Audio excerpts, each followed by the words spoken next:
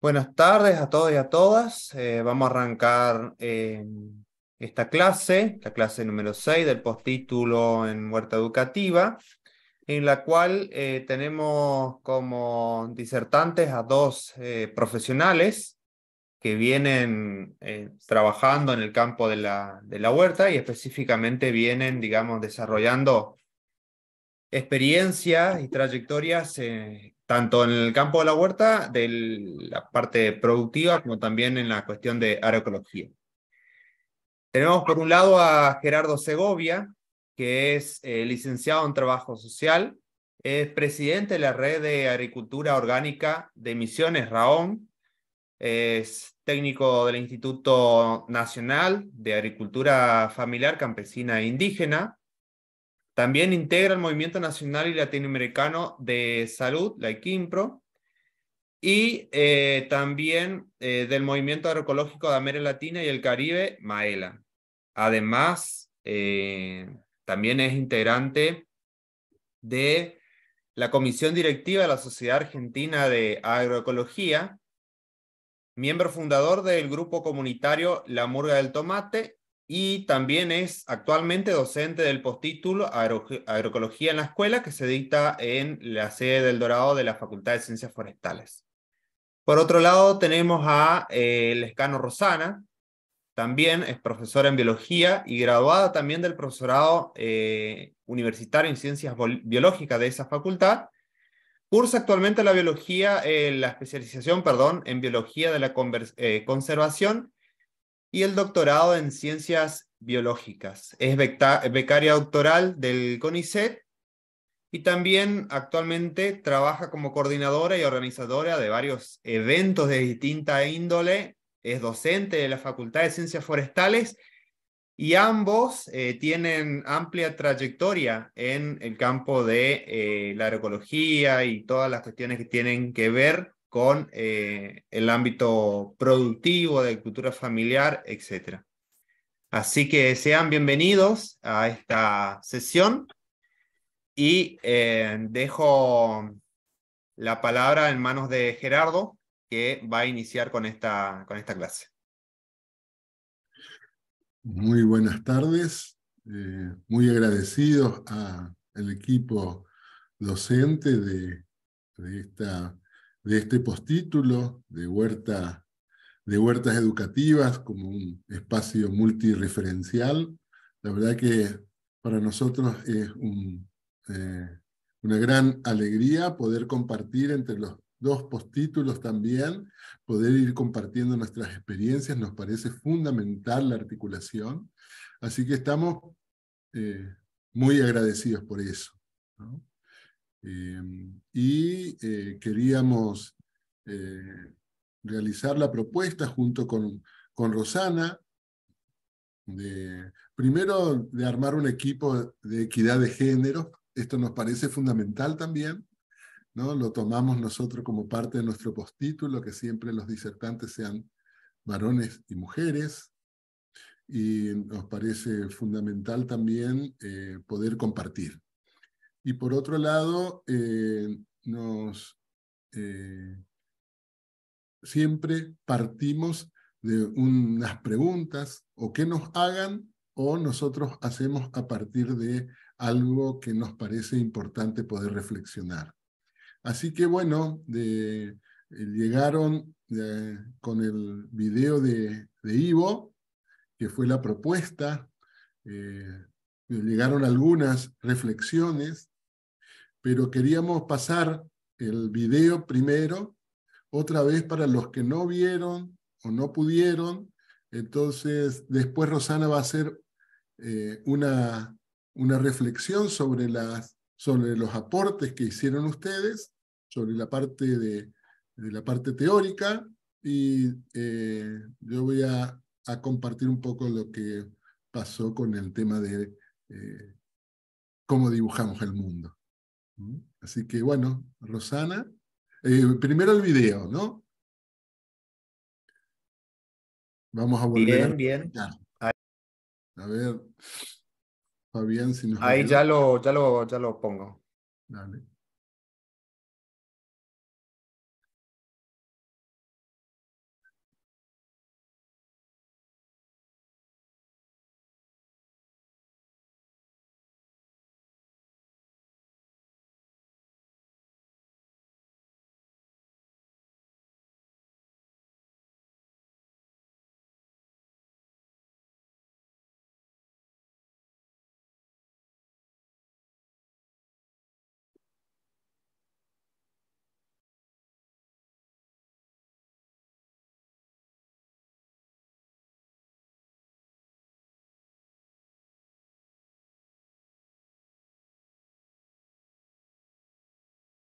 No se escucha, me parece, Fabián, ¿eh?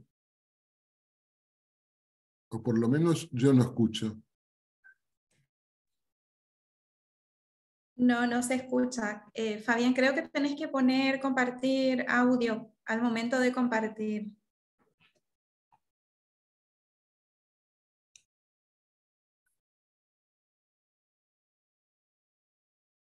Bien, bien, ahí va.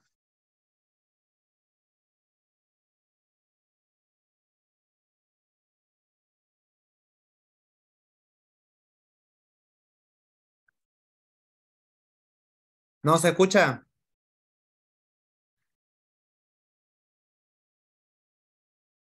No se escucha, no.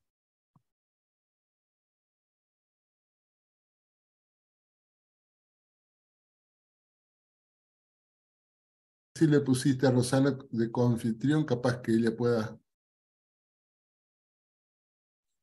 Sí, ahí estoy buscando el video. Si tengo, voy a intentar compartir, si te parece bien, Fabián.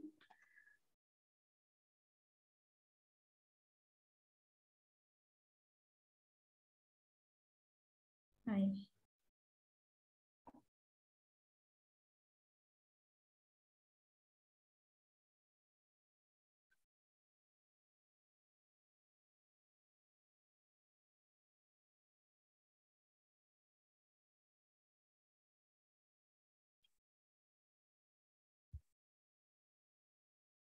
Ahí necesita esto.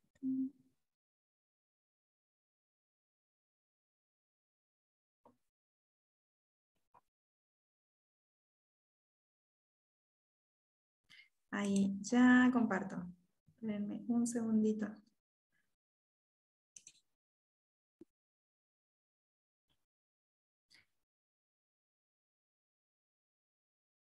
¿Es el que está en el Drive, Gerardo? ¿Puede ser? Sí. Sí, Bien. sí, ese.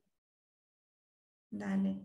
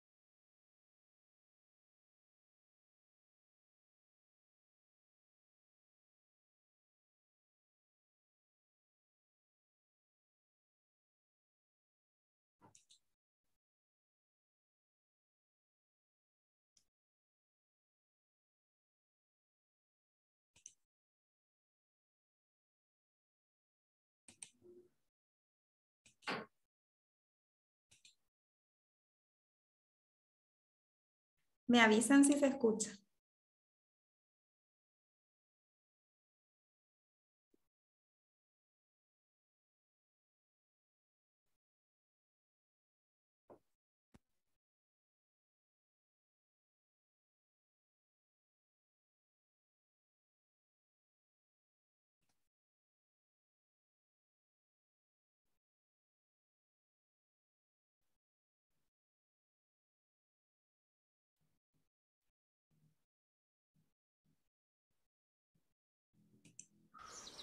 Ivo vio la uva, enseñaba los manuales de alfabetización, pero el profesor Paulo Freire, con su método de alfabetizar concientizando, hizo que adultos y niños en Brasil, en Guinea-Bissau, en la India y en Nicaragua descubrieran que Ivo no vio solo con los ojos, vio también con la mente y se preguntó si uva es naturaleza o cultura.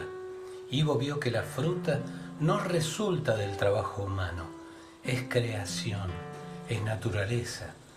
Paulo Freire enseñó a Ivo que sembrar uva es acción humana en la y sobre la naturaleza.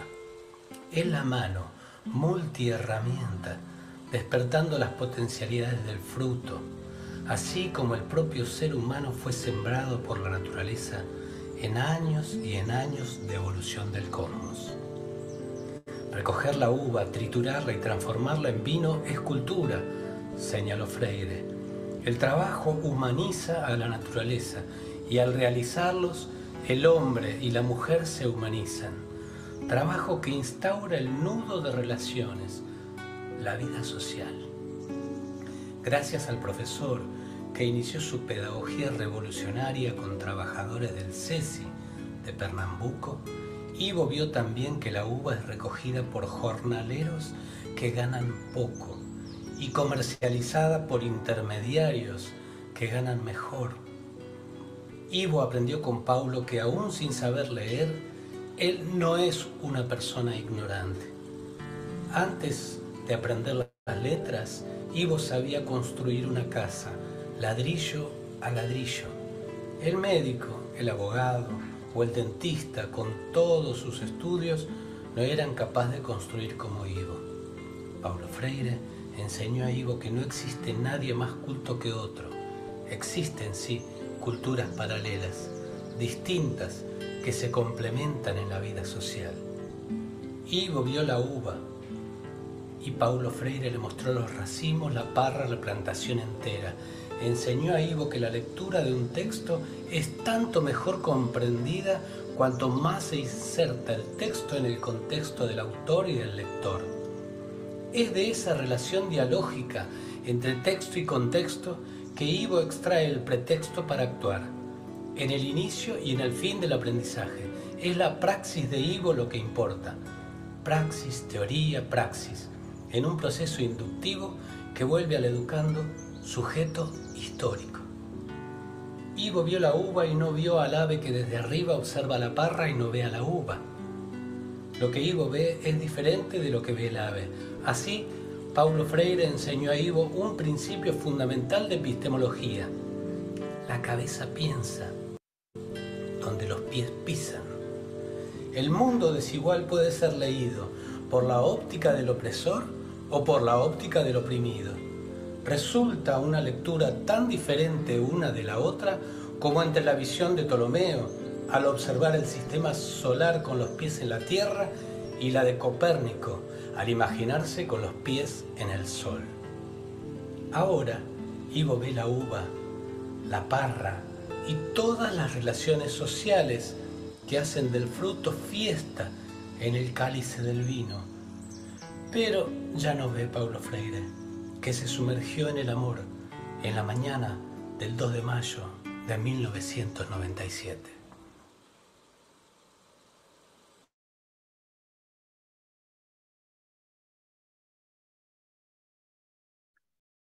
Bueno, Rosana. ¿Qué les pareció?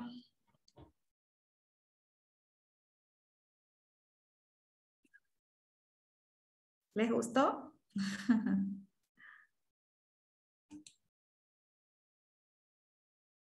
Bueno. Ahora vamos a retomar para continuar.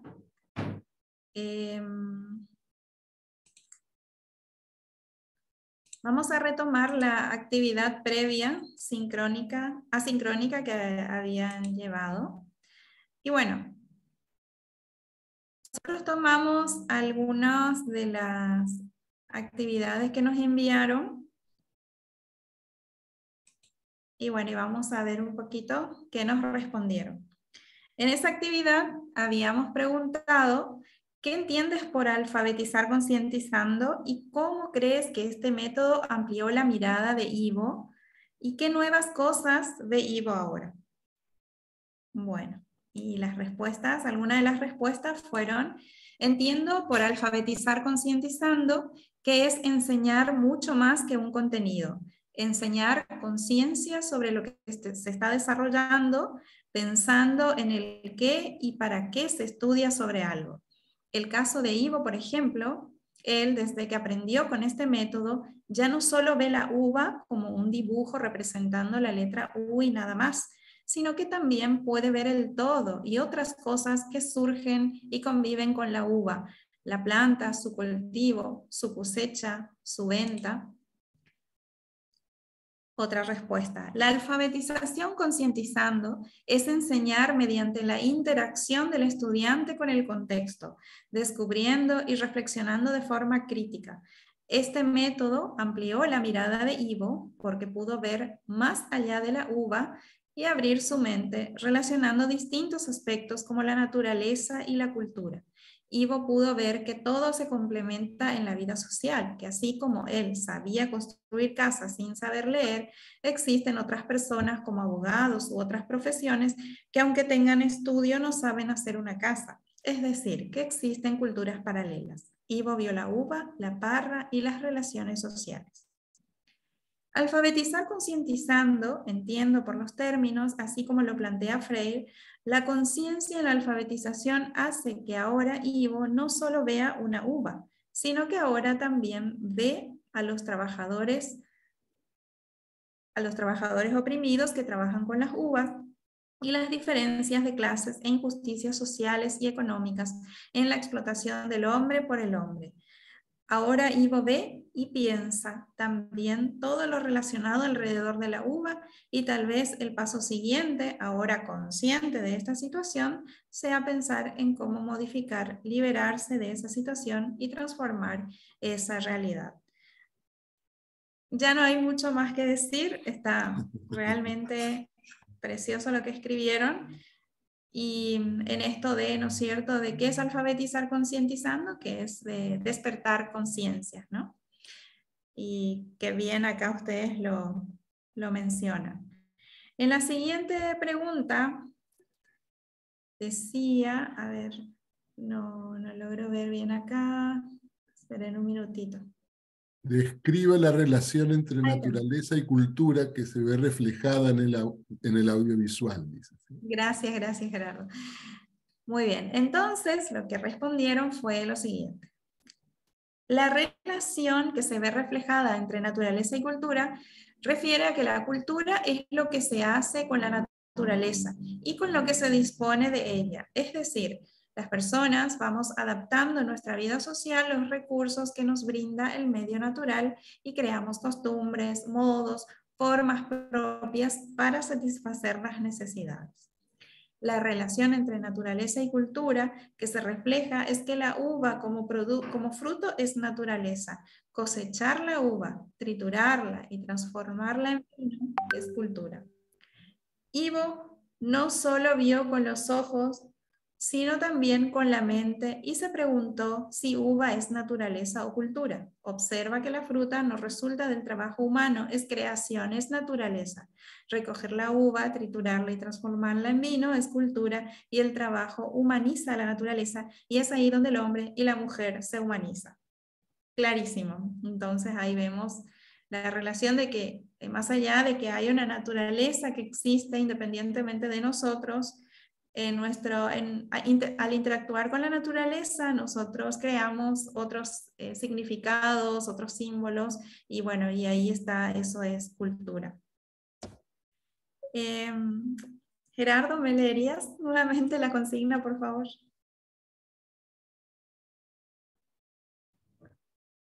¿Qué concepción de enseñanza y de aprendizaje subyace en el relato? Genial. Bueno, la enseñanza y aprendizaje se debe dar en un contexto donde el sujeto aprende no solo de lo que le brinda el profesor, sino también de lo que es capaz de ver a partir de esos conocimientos adquiridos, de su entorno y de la práctica. En el relato subyace una concepción de enseñanza-aprendizaje donde lo más importante es práctica, teoría, práctica. Es un proceso inductivo. En la concepción de enseñanza y aprendizaje entra en juego los papeles de liberación, donde se muestra la secuencia de praxis, teoría, praxis y la relación dialógica entre texto y contexto, donde ahora se visualiza para él un actuar volviendo al educando un sujeto histórico consciente. Entonces ahí vemos las distintas concepciones de enseñanza que ustedes lograron ver en Ivo y tal cual como lo mencionan. Entonces, que no solamente se aprende de los contenidos teóricos, sino también en la práctica, ¿no? Y en la reflexión sobre la práctica, volviéndose sujetos conscientes. Bueno, ahora con Gerardo vamos a retomar la actividad de la Tierra. Vamos a mirar los dibujos que hicieron y analizar. Gerardo, te paso. Ujú.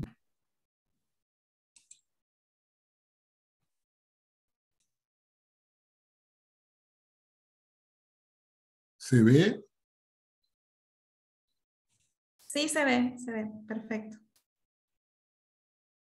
Bueno, retomando lo que se decía y pensando también en el dibujo, pero ya presentando también la ponencia, es que partimos lo que eh, desde la educación popular en la huerta educativa, un encuentro necesario.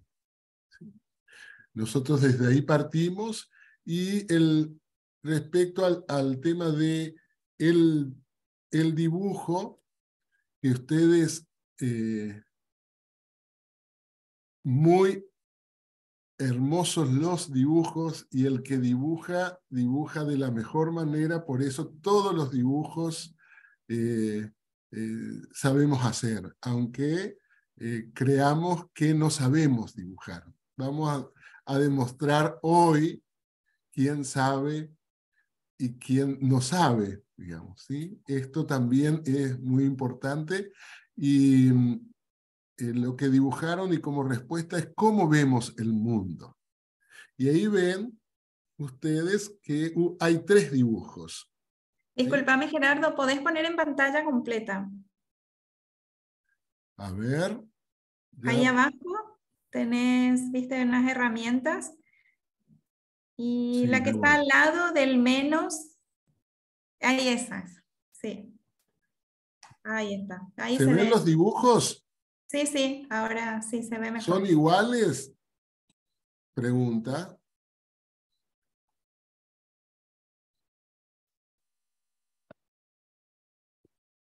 No, no son para nada iguales. No son para nada iguales. Ujú. Que también es una enseñanza, ¿no? ¿Sí? Entonces, no siempre vemos el mundo de igual manera. Esto también, hay un ejemplo que después les vamos a pasar muy interesante, ¿sí? De esto de cómo los puntos de vista y desde qué lugar vemos. ¿Mm?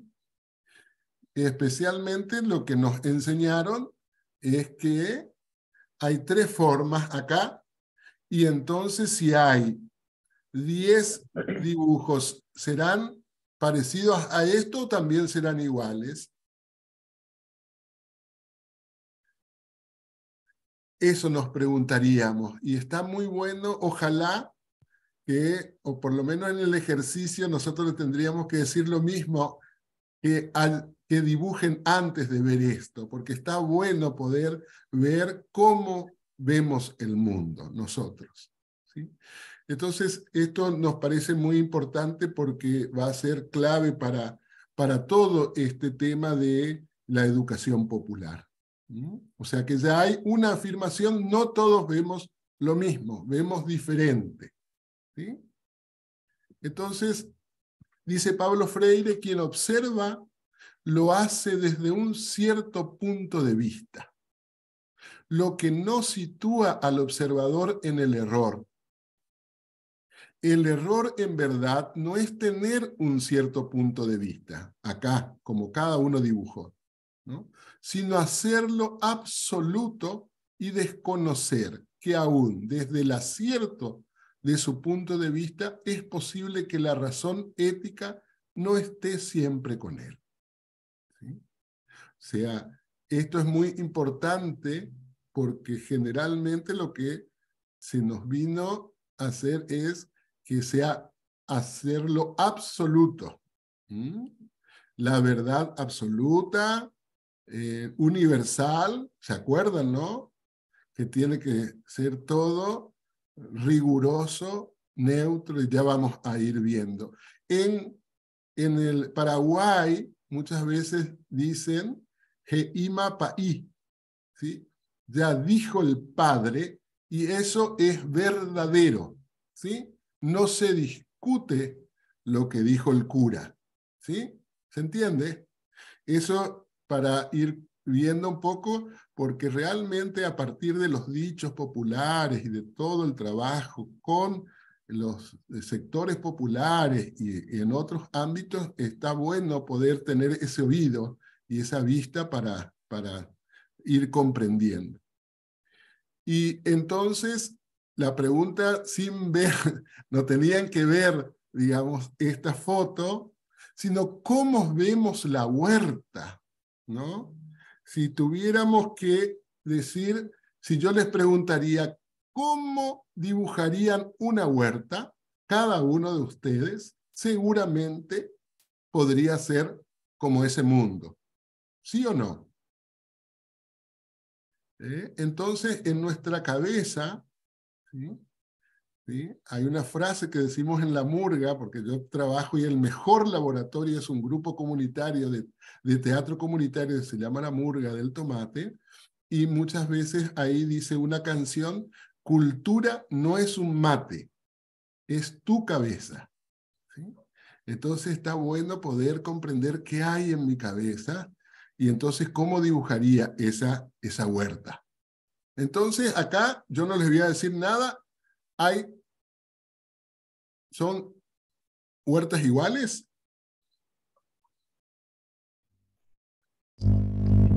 No, no, para nada, o sea, totalmente distinto. Ajá. ¿Y en cuál estamos más acostumbrados a dibujar si dibujábamos la huerta?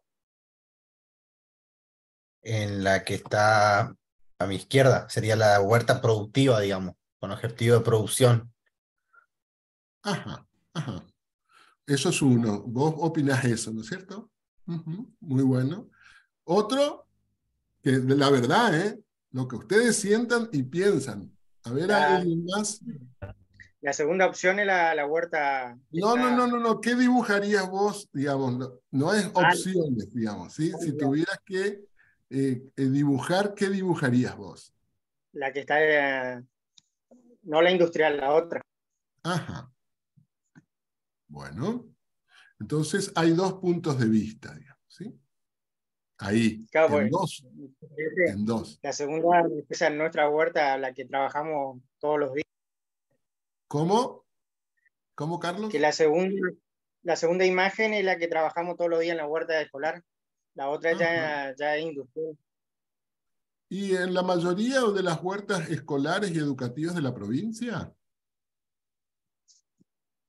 Hay que ver, depende las escuelas que trabajan como las Ajá. técnicas, ¿no?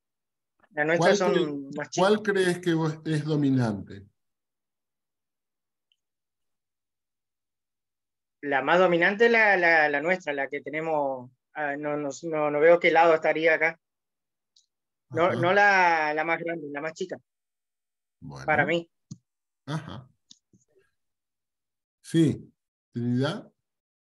Bueno, yo por ahí respondí de una manera general, digamos, si le preguntamos a cualquier persona, o sea, cuál de las dos se parece más a una huerta o cuál sería una huerta, en mayoría apunta al lado productivo, pero nosotros como en el postítulo, sí, nos inclinamos por la huerta del lado de, yo tengo la derecha, que, que se nota que tiene más diversidad, es una huerta más, a simple vista, más educativa, ¿no es cierto? Ajá. Más en relación con lo que es la agroecología también. Ujú. ¿Se escucha? Bueno, vamos a ver, porque la mayoría que yo conozco, por lo menos, si bien hay promoción en la provincia y todo, yo me voy visitando escuelas urbanas y la mayoría está, no siempre es, sino que más, incluso aunque no sea tan productivista, es hacia la izquierda. Pero tenemos que ver por qué, digamos, también, ¿no? Hola, ¿se Así escucha? que, sí. Hola. Sí, yo ahí quería opinar porque a mí me parecía ahí lo que comentaban, la diferencia que por ahí también me pasaba con los dibujos del mundo y con la visión del mundo, es que de las imágenes es como si uno estaría parado sobre la huerta y la otra imagen es como si uno estaría viendo la huerta desde lejos, que eso es lo mismo que me pasaba con la visión del mundo. Si uno por ir a hacer dibujar un mundo, tenemos la costumbre de ver el mundo de afuera. Nosotros no estamos dentro del mundo, sino que parece que lo miraríamos de afuera. En vez si uno pensaría dibujar el mundo, yo tendría que dibujarme parado sobre él y no mirándolo de afuera. Eso me Ajá. me pasaba lo mismo con los dos tipos de fotos de la huerta. Una parece que yo estuviese parado sobre la huerta y la otra parece que estuviese andando viendo de lejos, Ajá. como distintos tipos de visiones, digamos. Ajá. Afuera y arriba, muchas veces, Ujú, ¿no? tal cual. Entonces, yo la experiencia, por eso es re importante la experiencia que a mí me transformó, es una experiencia que fui a una comunidad acá de Pozo Azul hace más de 20 años y también le pidieron que dibuje el mundo. Y los guaraníes, era una comunidad guaraní, y dibujaron nada que ver con los docentes que daban geografía, porque daban el globo terráqueo, digamos, ¿no? Sino que dibujaron todo el Pindó, el Tatú, el arroyo, todo su cosmovisión era toda su comunidad ahí, los árboles, todo eso. A mí me quedó para siempre que lo que yo creía que se dibujaba, que era el mundo, para el otro no era eso, ¿sí? Y especialmente los pueblos originarios. Entonces, pero bueno, nos vamos. Entonces, les quería compartir que esa visión del mundo tiene un porqué, ¿sí? Viene de sus raíces. La anterior clase que dieron también se decía por qué pensamos de esta manera, muchas veces en la pedagogía. Y acá dice una frase que la epistemología, que estudia la producción de conocimientos, así como la metodología, en tanto conjunto de elementos que hacen al modo de conocer, constituyen concepciones del mundo, ¿no? Técnicas o procedimientos que no son neutros. No son neutros, ni se mantienen por fuera de la historia y del entramado de relaciones sociales. Al contrario, en tanto productos científicos desarrollados por los seres humanos, se inscriben dentro de un tiempo y espacio determinado. ¿Sí? Lo que decía Ivo también. Entonces, eso en el libro de Construcción Colectiva del Conocimiento de Mercedes Gañetén y Guillermo Colombo. Entonces, ahí también tenemos que, perdón, que el relato, digamos, ¿no? Lo que fue esto europeo, ¿sí? Y que implicó una epistemología que bajo el ropaje de la neutralidad contribuyó a ocultar los procesos de colonización asociados a la modernidad, dice Dussel, ¿no? Entonces, todo el tema de los procesos de construcción de conocimientos sociales, piensen en 1492, ¿no? ¿Qué ocurrió ahí? Y que todo lo que vino desde ahí sigue vigente incluso hasta nuestros días, dice. Los procesos de construcción de conocimientos sociales, políticos, tecnológicos, económicos, consideró al hombre blanco, europeo y su civilización el faro último al que debiera llegar el desarrollo de toda humanidad. Esto avanzó apoyándose en estructuras e instituciones locales. Toda la construcción del Estado Nacional, sus instituciones educativas, todo lo que vino tiene que ver con la conquista, ¿sí? Tiene que ver con ese desarrollo que consideró también quienes que venían no solamente a traer a un Dios, sino también todo el desarrollo del conocimiento. Entonces, esto se desarrolló y también eso tiene que ver con lo colonial, digamos. Fuimos colonizados por una forma, ¿no?, de concebir el mundo, ¿sí? Donde Europa era lo mejor y acá era lo inferior, por así decirlo. Sin alma incluso consideraban al indígena, ¿no? Entonces, eso se fue en su desarrollo y a partir de todo el proceso del capitalismo, en 1950 más o menos, se empiezan a crear todo el tema de creación de institutos y corrientes de investigación social inspiradas en modelos producidos en Europa y Estados Unidos. ¿Sí? Entonces, dice, el primero decía Dussel, digamos, y acá una frase de Fals Borda, que es uno de los maestros de toda otra pedagogía, dice que este intento positivo en varios sentidos impedía el estudio de algunos temas fundamentales en nuestras regiones, así como la posibilidad de conformar un pensamiento autónomo. ¿Sí? Y a partir de de 1960, ¿sí? Empieza en toda Latinoamérica, ¿sí? En todo el continente a haber diferentes corrientes de pensamiento a esto hegemónico que era un modelo educativo que era que lo de afuera estaba mejor y que teníamos que introducir acá sin un pensamiento crítico. ¿Sí? Entonces, a partir de eso, digamos, nosotros también vemos que el relato de Ivo vio la uva también se ve desde otra manera la educación. ¿Mm? Y entonces aparecieron en distintas partes del continente, por ejemplo, la epistemología del sur, otros, el pensamiento crítico, todo el pensamiento de Pablo Freire, que tiene que ver con la educación de adultos y también con la educación popular, que es un pensamiento, un concepto dinámico que adquiere sentido en una sociedad, pero contextualizada, ¿sí? Histórica, política, económica y cultural. O sea, no es un concepto que se pueda recortar a determinado sector, digamos, social o un conjunto de técnicas. Y no se trata de una concepción tecnicista, aséptica ni neutral. Ninguna investigación, ningún estudio de investigación es neutral, ni todo conocimiento científico es neutral, ¿no? Neutral quiere decir, a ver, en los de biología y todo, ¿qué puntaje tiene el neutral? El neutro. ¿Qué puntuación le daría?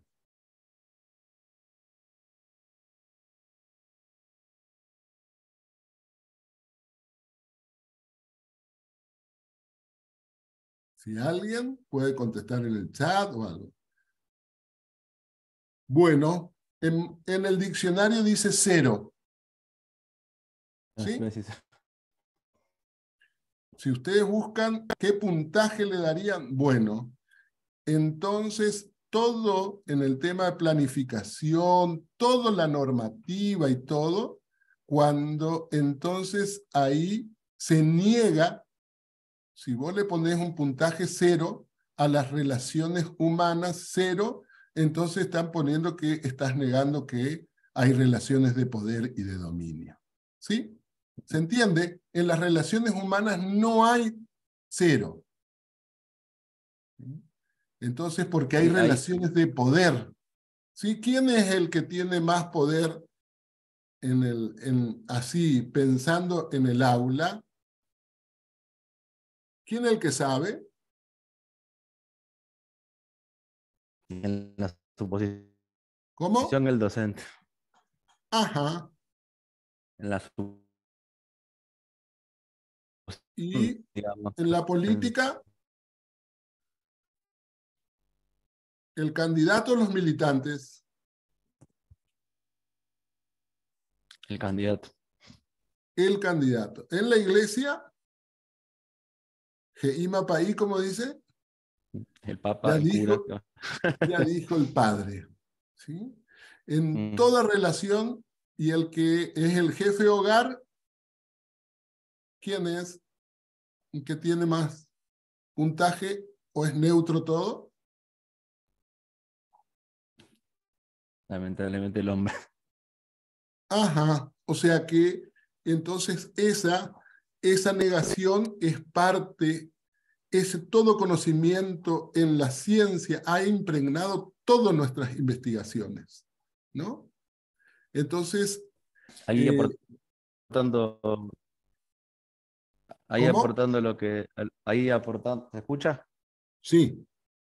Ahí apartando lo que decía Gerardo, viste que se estaba viendo la visión de cómo nos vemos y en dónde estamos parados, desde qué punto, digamos, qué visión tenemos y cómo nos hicieron muchas veces creer algunas cosas, digamos, con la visión de dónde estamos parados. En un aula el otro día hice el trabajo de dar vuelta el mapa y decirle si estaba bien el mapa y obviamente todos me dijeron que estaba al revés. Y entonces volví a girar el mapa y le preguntaba qué había arriba. Y esto que hablaban antes, de la época de antes, en la época de la cartografía, que se hacían que se hacían los mapas, obviamente que siempre lo que está arriba como que se fuese mejor y lo que está abajo es peor. Entonces todos los alumnos me decían que Estados Unidos y América del Norte eso, estaba arriba. Y yo decía, bueno, le explicaba esta visión de que arriba no hay nada, digamos, puede estar al norte, al este, al oeste, y yo puedo tranquilamente girar el mapa y mostrarlo al revés, que no estaría al revés. Y eso me parecía también iba a la visión esta de cómo nos hacen creer muchas veces de dónde estamos parados o cuál es nuestra visión. Así es, podemos charlar un montón sobre eso porque realmente es descubrir todo un mundo, ¿sí? En el tema de las relaciones de... Por eso es re importante el tema de la educación popular, porque ahí vamos a ver que cambia ese tema de las relaciones, ¿no? Entonces, Pablo Freire en una frase dice, todos, yo sé algo, el otro sabe, ¿sí? Y todos sabemos también, e ignoramos algo, ¿sí? Eso es muy importante. Y entonces, esta educación popular implica una cosmovisión de la vida y de la educación, amplía, digamos, es superadora y profunda asociada a valores que tienen que ver con la justicia, la dignidad, la dignificación y la felicidad del ser humano en relación a todas las formas de vida en el planeta. Entonces, si seguimos que es una educación popular, implica una visión también esperanzadora en contraposición a la cultura de desesperanza que impone el pensamiento único neoliberal, ¿sí? No hay que creer en el Estado, ¿sí? Hay ahora toda una corriente, no creemos más en el Estado, no creemos más nada, incluso gente que está pagada por el Estado y tiene cargos políticos e institucionales, ¿no? Y esta educación popular no es ingenua ni omnipotente, pero también no es fatalista, digamos, ¿sí? ¿Sí? En la creación colectiva no existe el fatalismo.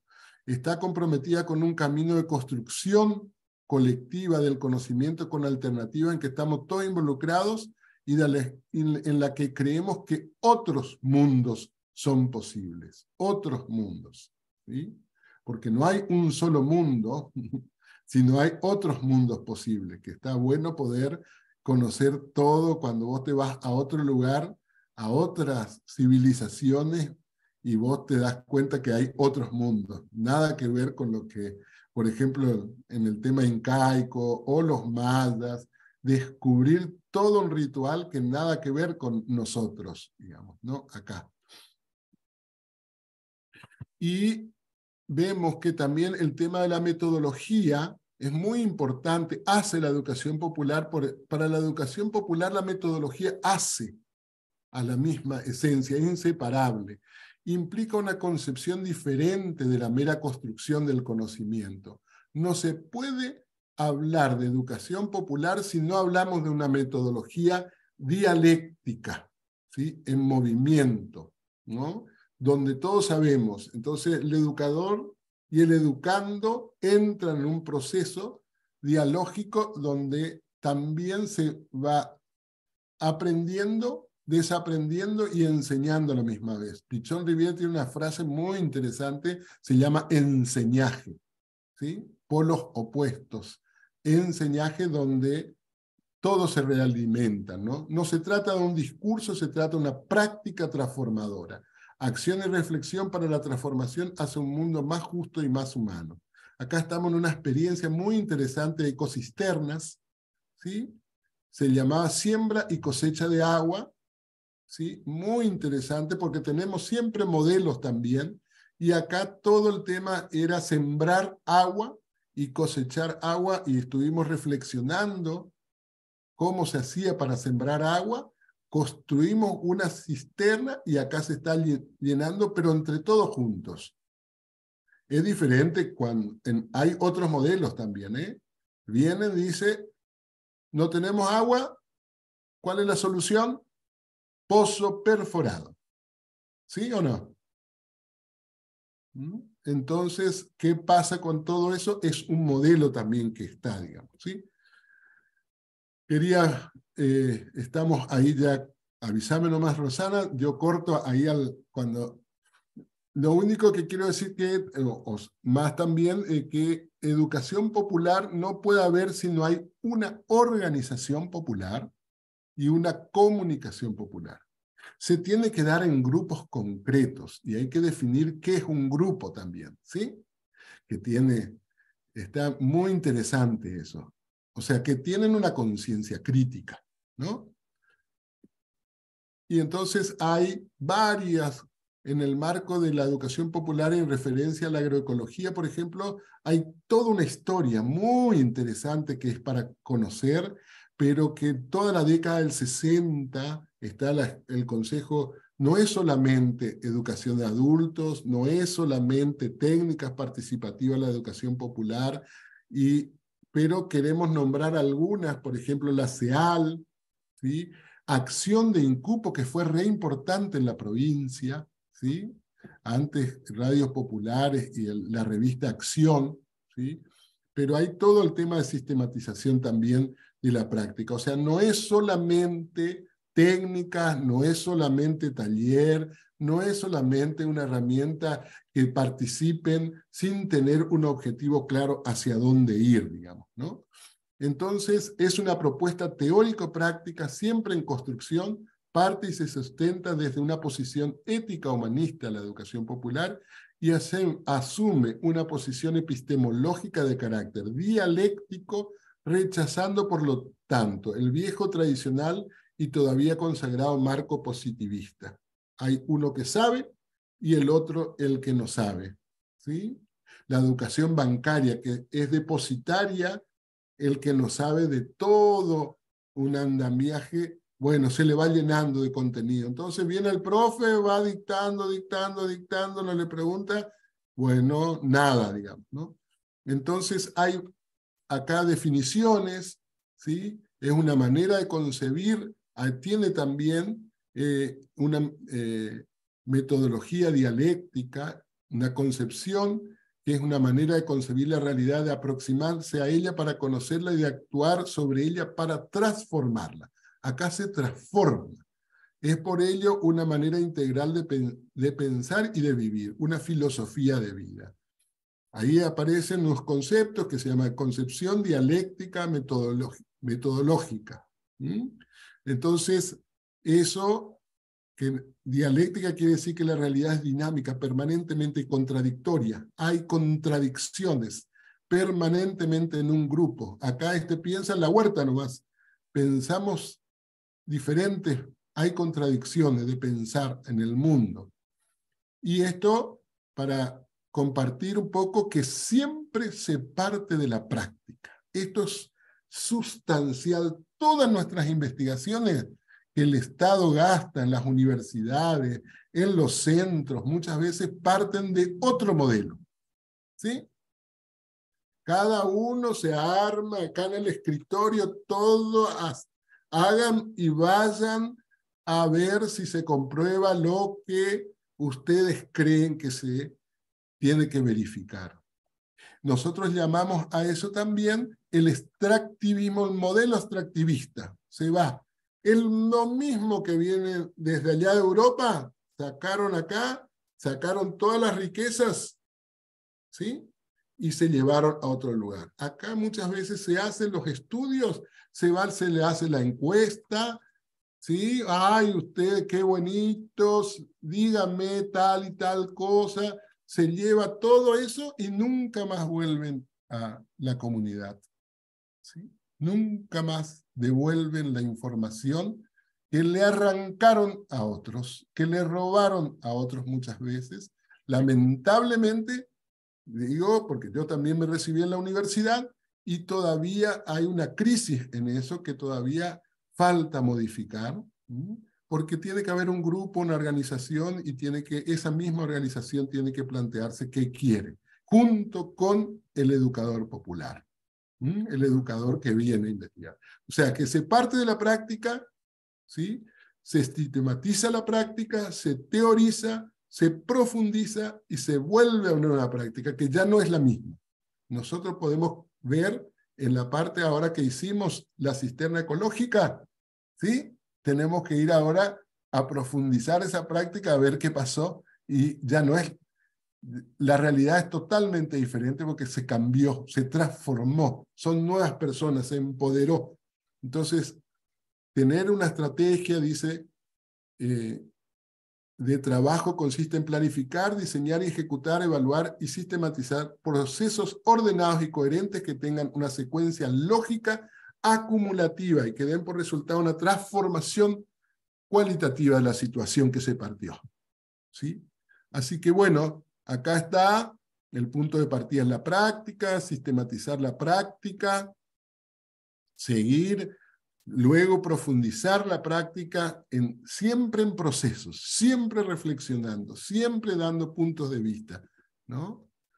Y me parece que volver a la práctica, esto me parece fundamental, porque cuando se vuelve, ya no se vuelve lo mismo, ¿sí? No se trata solamente de recordar un punto de partida, sino un retorno crítico y superador del punto de partida. Eso nos parece fundamental, ¿sí? Cuando vamos y trabajamos en una huerta de determinada manera y de otra, ¿sí? Y dice así: para avanzar dinámica y creativamente la superación dialéctica de las situaciones diagnosticadas. Volver a la práctica haciendo distancia de la teoría no es un abandono de la misma, sino un paso para un nuevo retorno al diagnóstico. Y acá dice lo de Pablo Freire, que es necesario sí una pedagogía de la pregunta. Siempre estamos escuchando una pedagogía de la respuesta. Los profesores contestan a preguntas que los estudiantes no han hecho. Hay muchos docentes que dan la misma clase siempre, ¿sí? Y eso no puede ser. Así como a algunos le llamaban a algún médico, dice, cronopén balsámico, decía, bueno, ¿por qué le llaman? Y siempre el que engripado está, le dan lo mismo a uno que tiene 14 años, 80 años, ni le pregunta por qué vino de esa manera si no le dan en la misma receta, sin saber y sin comprender distinto. Entonces, acá están varias experiencias de muchos años de acumulación, y la verdad, uno puede decir, yo trabajé mucho en San Pedro, San Vicente, mis mejores maestros de todo, 35 años, fueron los agricultores, especialmente los indígenas, que te cambian, y si uno los escucha te vuela en la cabeza, dicen a los chicos, te rompe todo la tradición que venimos nosotros, y nos parece fundamental que nuestras raíces están acá, y solamente podemos ir hacia el futuro sabiendo que acá está el mayor legado, que es el buen vivir, el tecoporá, en la tierra sin males, es decir, en Eudimaraí, ¿sí? De los pueblos originarios, ¿sí? Porque nuestra forma de ser, ñanderecó, como dicen en guaraní, ¿sí? Solamente nuestra forma de ser puede ser desde nuestras raíces. Nosotros creemos que lo de afuera fue mejor sin entender lo que había en mi interior. Nosotros decimos cuando descubrimos que estamos desarraigados. Y creemos que, dice, Argentina es un desastre, lo mejor, ¿dónde está? ¿Sí? ¿Dónde está lo mejor para algunos? ¿Afuera o acá adentro?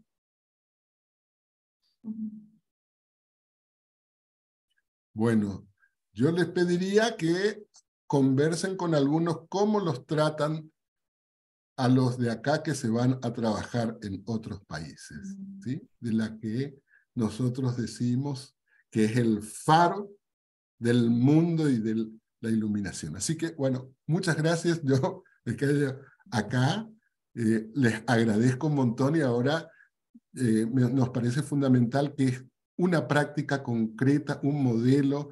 Rosana es una... realmente creo que va a poder compartir con ustedes mucha sabiduría también. Así que les agradezco. Bueno. Gracias, Gerardo. Gracias a ustedes.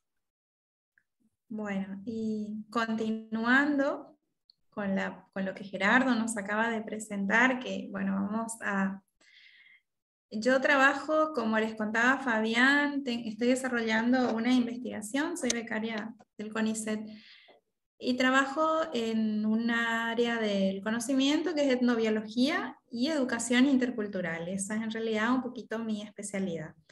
Y también de la mano de Gerardo, desde el 2019, que bueno, me incorporé al grupo y bueno, con Gerardo y colegas, que bueno, estoy también colaborando como facilitadora en los distintos cursos de agroecología. Y bueno, entonces quería, en mi trabajo, que abordo esto de la educación intercultural, encontré un método, conocí en el camino de la vida, un método muy interesante que se llama enseñanza de la ecología en el patio de la escuela. Este método tiene justamente como fundamento, entre otros, el constructivismo y también las ideas de Freire. Entonces, es un modelo, es una herramienta, una propuesta pedagógica práctica que justamente está relacionado con la propuesta dialéctica, digamos, entre la teoría y la praxis. La idea es contarles la propuesta y su relación con la educación popular.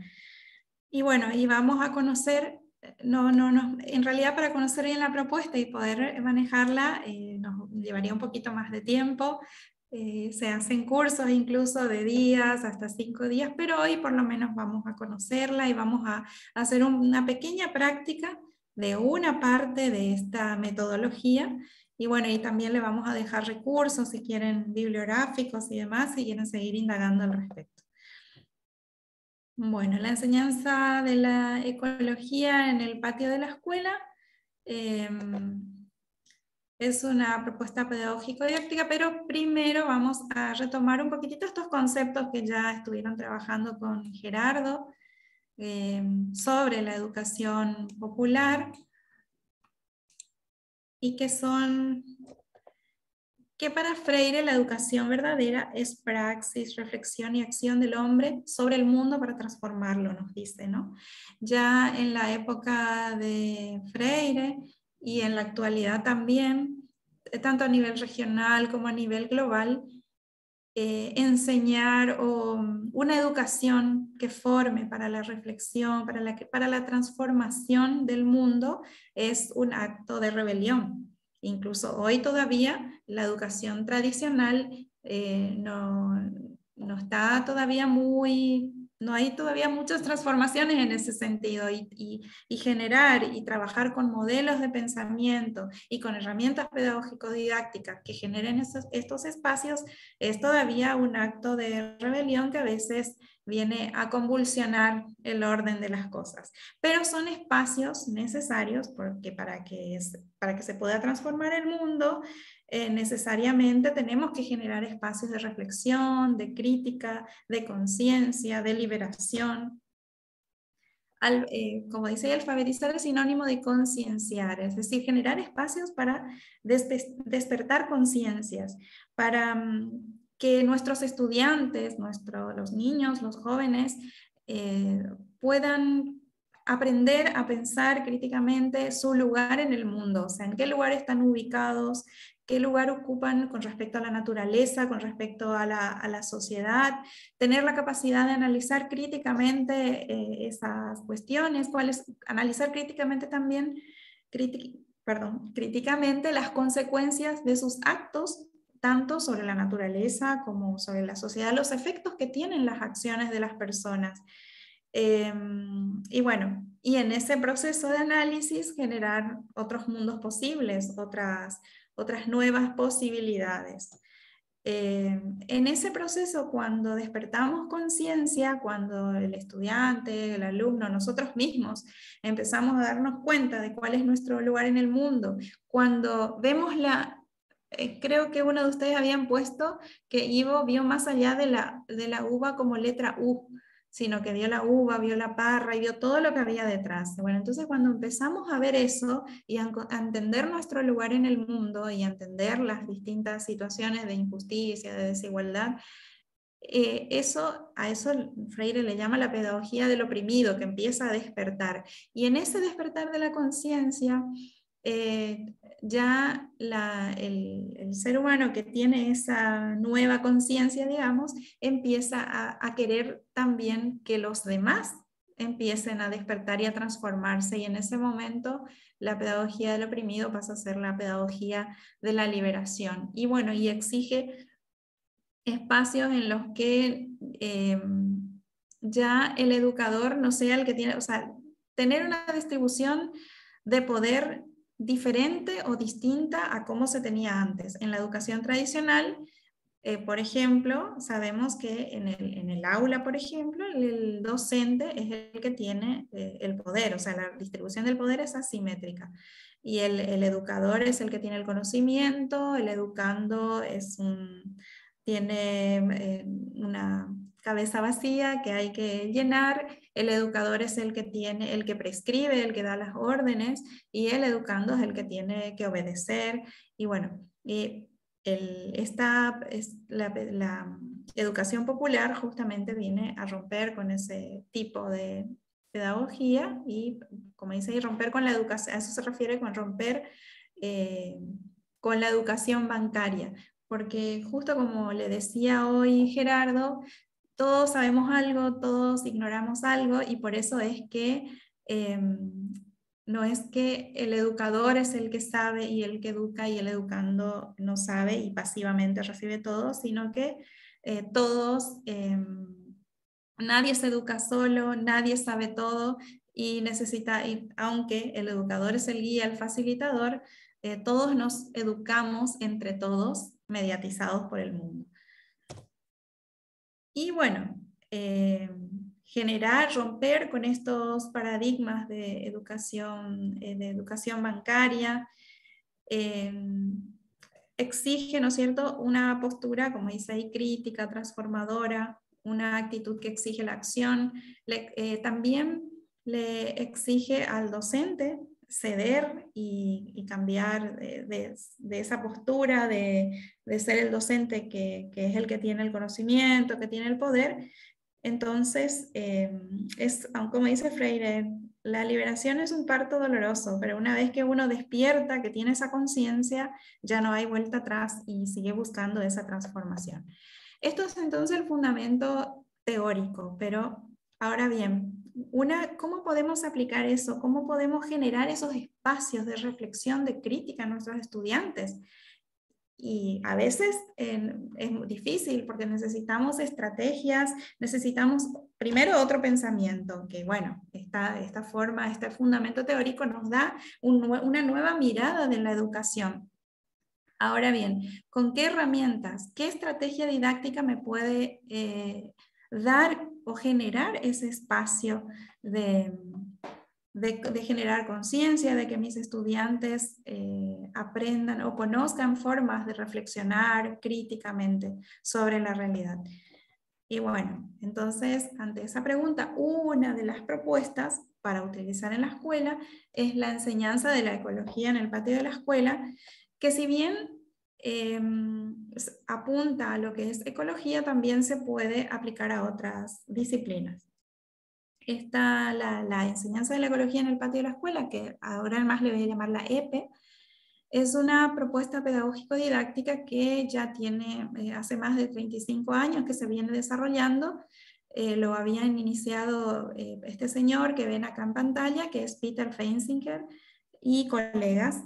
Él es un ecólogo muy reconocido, ahora vive acá en Salta, Argentina, y bueno, esta propuesta surge primero como una estrategia de conservación, porque hace ya muchos años, en los años 80, Peter era un docente en la Universidad de Colorado, en Estados Unidos, y tenía estudiantes latinoamericanos en general. En esa época empezaba a tener auge lo que era la conservación de la biodiversidad. Y bueno, y ellos generaban talleres, cursos para poder instalar en la sociedad los pensamientos de conservación. Sería educación ambiental, pero veían que no tenían efecto. Entonces se preguntaron y empezaron a pensar de que una buena estrategia sería trabajar con las escuelas, porque los adultos ya tienen su forma de pensar, su forma de actuar, ya tienen formado. Sin embargo, los niños y los jóvenes están todavía en formación, entonces son tierra fértil, digamos. Es un espacio que si una vez conquistado iba a ser más, en teoría, iba a ser más fácil que la conservación prenda, digamos.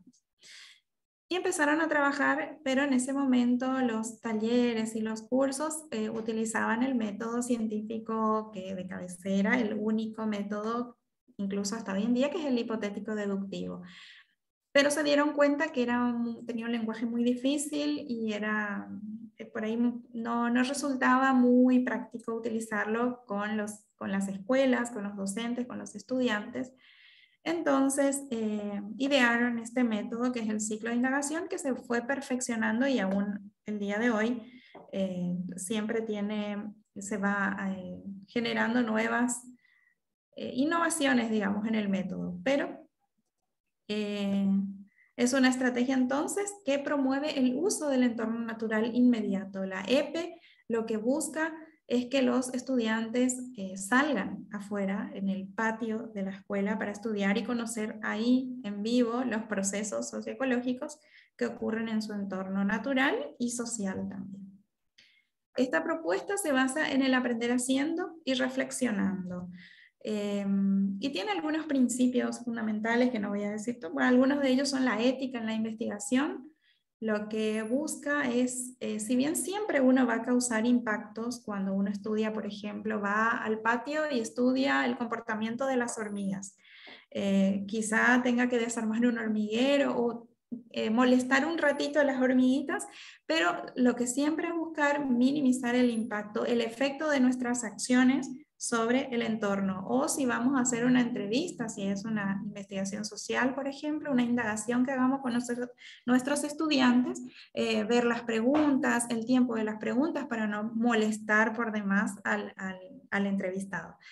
Entonces, la ética se trata de eso, de minimizar el impacto y también de generar espacios en los cuales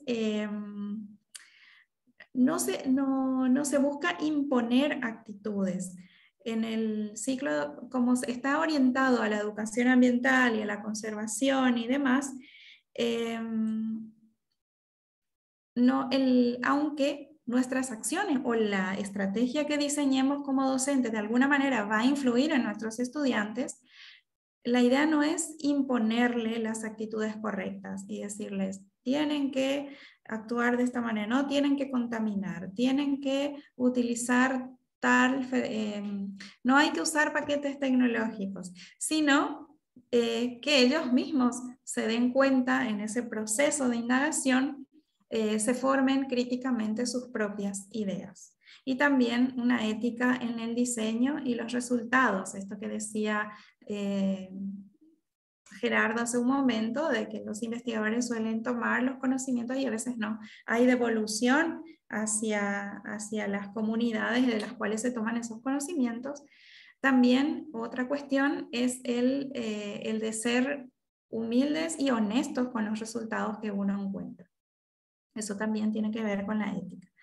Otro fundamento principal o principio fundamental de esta propuesta es el aprender descubriendo. Acá, en esta propuesta, el docente no impone, es un guía, es un facilitador, que obviamente va a seguir siendo la persona que guía al estudiante, pero no es el que impone el conocimiento ni el que sabe todo. Acá nos damos el lujo los docentes de decir no sé, vamos a investigar, vamos a indagar juntos cómo es esto, de qué se trata. Entonces, junto con una co-construcción conjunta con los estudiantes para poder responder a las inquietudes.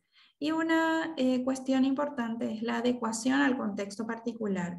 Es una metodología, una propuesta pedagógica que puede adecuarse, si bien tiene unos pasos, esos pasos se pueden adecuar a cada contexto. El diseño, bueno, ahí utiliza una herramienta, el método científico que utiliza se llama ciclo de indagación de primera mano. Las temáticas que trabaja son ecológicas, pero también el ciclo de indagación, ese método científico se puede aplicar no solamente a la biología o a las ciencias naturales, sino también a otras áreas como geografía, educación física, y permite, el ciclo de indagación lo que permite también es lo que se llama la integración curricular, que en una misma indagación uno incorpore contenidos de las distintas disciplinas, explícita o implícitamente. Uno puede decir, bueno, explícitamente quiero trabajar estos contenidos de biología, estos contenidos de matemática, y bueno, y uno diseña la indagación integrando esos contenidos. Entonces, en una sola estrategia también puede estar trabajando varios contenidos y ganar tiempo. Que el tiempo es valioso también. Bueno, la idea en la que se sustenta es esta, de salir al patio, salir afuera. Por eso toma esta frase de José Martí que dice que en la ciudad y las escuelas deben volverse al revés, al patio debe mudarse la escuela en ciertas horas del día para que la mente de los niños vea las ideas vivas de la naturaleza. Bueno, entonces insta o estimula a ver, como dice ahí, el conocimiento directo y fecundo de la naturaleza afuera, en el entorno natural y social. Y tiene esta metodología de ciclo de indagación que utiliza la EPE, porque ustedes conocen el método científico que es el hipotético deductivo, ¿no? Que se establece una hipótesis y predicciones, y a partir de las predicciones se diseña la investigación. Pero el ciclo de indagación tiene otros pasos. ¿Qué son estos tres? Una es la construcción de la pregunta, el paso 1, el paso 2 es la acción y el paso 3 la reflexión. Y de la reflexión salen nuevas preguntas. Como también mencionaba Gerardo hace un momento, en la reflexión sobre la práctica es una nueva práctica, ¿no? Algo así nos decía Gerardo recién, porque uno ya no mira, en el momento de la reflexión, ya no mira la práctica, la acción de la misma manera, sino que integra esa teoría con la praxis, con la teoría con la práctica de una manera reflexiva, y entonces aparece una nueva realidad, una nueva teoría, un nuevo conocimiento y unas nuevas preguntas, y reinicia el ciclo. Nosotros no vamos a poder abordar en este tiempo todos los 3 pasos del ciclo de indagación, que es, como verán acá ya en los nombres de los pasos, nos indica que nos va dando pistas sobre que es un buen método para poder generar esos espacios de desarrollo de habilidades críticas y reflexivas en los estudiantes, en espacios donde ellos tengan pensamientos autónomos, no que uno le prescriba lo que va a pensar, lo que va a decir, la forma que va a responder esa pregunta, sino que ellos mismos vayan encontrando sus propias respuestas. Hace un rato también Gerardo decía, colonizamos formas de pensar en el mundo, no colonizar la cabeza de los estudiantes, sino que ellos mismos se vayan construyendo sus propias preguntas y sus propias respuestas. Ahora vamos a hacer un pequeño ejercicio entre todos, si están por ahí. Van a observar un minuto, les vamos a dar tiempo, un minutito. Van a observar esta imagen y elaborar una pregunta. Todas las preguntas valen.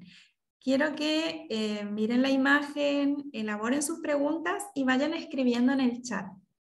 ¿Les parece bien? Entonces tienen a partir de ahora 1 minuto.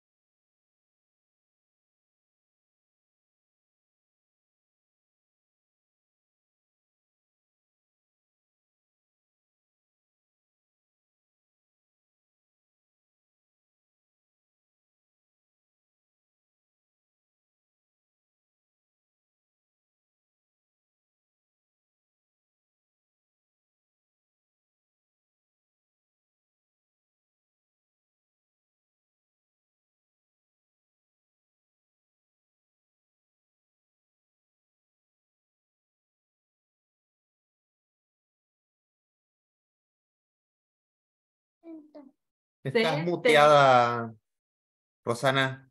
Estás muteada. Dale, gracias, gracias. Perdón, perdón. Bueno, salieron entonces muchas preguntas. ¿Qué están observando? ¿Cómo puedo organizar y aprovechar mejor esta huerta? ¿Qué trabajo están haciendo en la huerta? ¿Qué factores tuvieron en cuenta para realizar una actividad en la huerta? ¿Qué factores tuvieron en cuenta para realizar la organización cooperativa de los niveles de organización de esa huerta? Ejemplo, el chico que está parado afuera, si tiene un nivel de coordinación y los demás, ¿todos aprenden? ¿Qué tarea realizan? Todas preguntas muy interesantes. Estas preguntas vamos a ver después en qué estadio de desarrollo con respecto al ciclo de indagación estamos. Después vamos a volver sobre estas preguntas. Súper interesante. Bueno, acá quiero que presten mucha atención porque en un momento ustedes me van a ayudar. Y no me está pasando la diapositiva, a ver. Bueno. Vamos a ver rápidamente lo que se llama el proceso implícito de formular una pregunta. ¿Por qué implícito? Cuando nosotros nos hacemos una pregunta, en esa pregunta que nos hicimos, hay toda una serie de cuestiones detrás, que son que sí o sí hay una observación detrás. Hay algo que nosotros vimos y que nos causó una curiosidad y que nos llevó a esa pregunta, algo que vimos, que nos llamó la atención.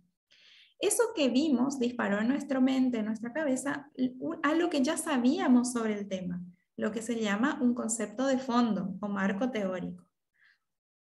Este concepto de fondo, marco teórico, en la fórmula para escribir el concepto de fondo comienza en general con por lo general, pero eso lo vamos a ver después.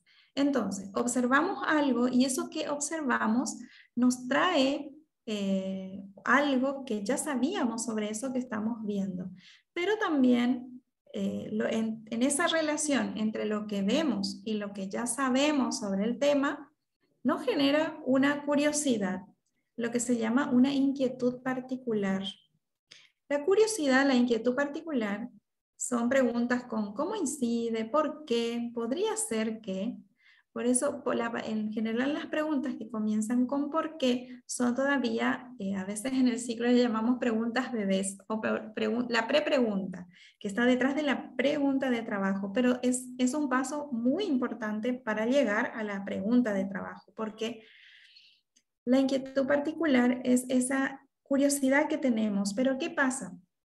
Todavía es un poquito inmadura, por así decirlo, en el desarrollo de la pregunta de trabajo, por el hecho de que no nos lleva a la acción directa. Porque si nosotros nos preguntáramos, ¿será que aprenden en la huerta? Y podríamos sentarnos a discutir, ustedes que son docentes con formación agraria y que trabajan, a muchos de ustedes en escuelas, me van a decir que sí, que a ustedes les parece que sí, que en la huerta les da posibilidades, capaz que a otro docente de otras asignaturas les llame menos o les llame más o menos la atención. El tema de la huerta, podríamos sentarnos a debatir, pero preguntarnos, ¿será que aprenden en la huerta? Todavía no nos lleva a ver cómo vamos a indagar si aprenden o no en la huerta. Entonces, a partir de esa, disculpen un momento, ya ven.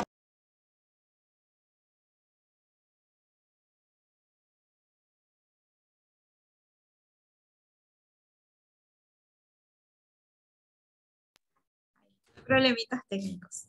Bueno, entonces a partir de esa inquietud particular, de esa curiosidad que nos surge, ya podemos formular nuestra pregunta de trabajo, que es así, tiene todas las características que vamos a ver ahora para que sea una pregunta de trabajo.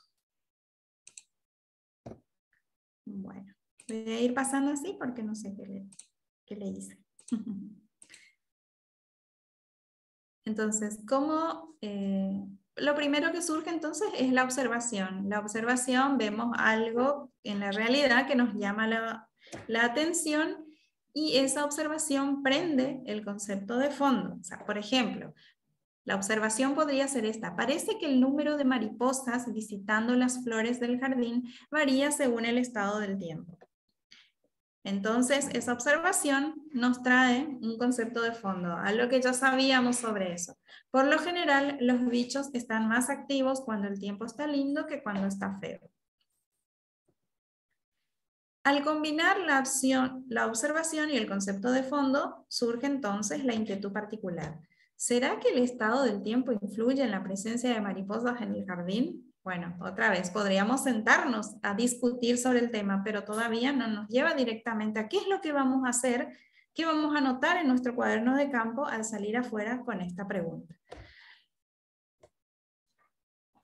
Ahora bien, para que nuestra pregunta sea una pregunta de trabajo, tiene que cumplir con estas 5 pautas. Tiene que ser contestable, comparativa, tiene que ser sexy, tiene que ser sencilla y directa y coherente. ¿Qué significa que sea contestable? Que esa pregunta tiene que tener, tiene que poderse contestar en un determinado tiempo. Y también nos ayuda a preguntarnos qué estamos midiendo o observando, qué información vamos a anotar en nuestro cuaderno de campo al llegar a eso que estamos comparando. Y especificar bien el tiempo es importante porque Si nosotros, por ejemplo, nos preguntamos, siempre el ejemplo que pongo es, si nos preguntáramos sobre el desarrollo de crecimiento de una planta anual, pero tenemos solamente una unidad didáctica de tiempo para desarrollar, en ese tiempo es poco probable que cubramos todo el desarrollo de esa planta. Entonces, por ahí la pregunta tiene que ser acotada a los tiempos con los cuales disponemos y también especificar bien qué estamos comparando, qué estamos midiendo u observando. Por ejemplo, de la inquietud particular, ¿será que el estado del tiempo influye en la presencia de mariposas en el jardín? Surge la pregunta, ¿cómo varía el número de mariposas que visitan en el jardín de la escuela entre días lluviosos y días soleados durante el mes de septiembre? Acá, ¿qué les parece a ustedes? ¿Qué es lo que está comparando esta pregunta? ¿Qué se está comparando en esta pregunta? ¿Quién se anima a contestar? Los días lluviosos y los días soleados. Muy bien, está comparando días lluviosos con días soleados.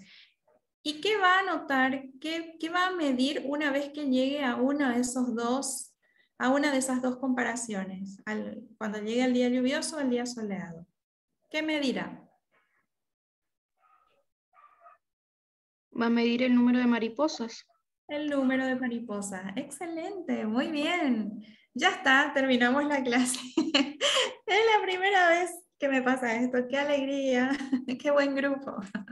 Bueno, sí, lo que están comparando acá son días lluviosos y días soleados y está explicitado también lo que van a medir, que es el número de mariposas. Entonces, yo ya sé con esta pregunta, yo puedo ir al patio y registrar en un día lluvioso cuántas mariposas visitan el jardín y después ir en día soleado y registrar cuántas mariposas visitan el jardín.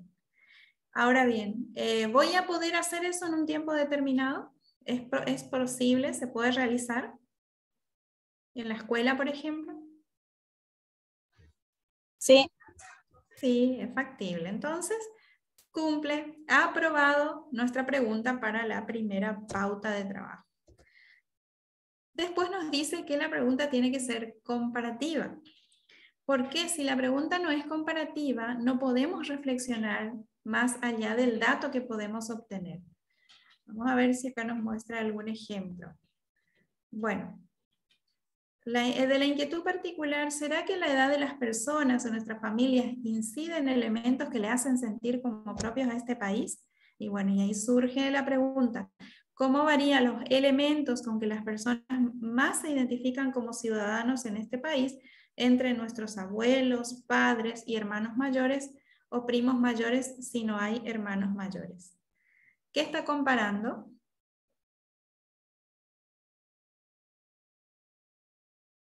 Los colores nos ayudan un poquito.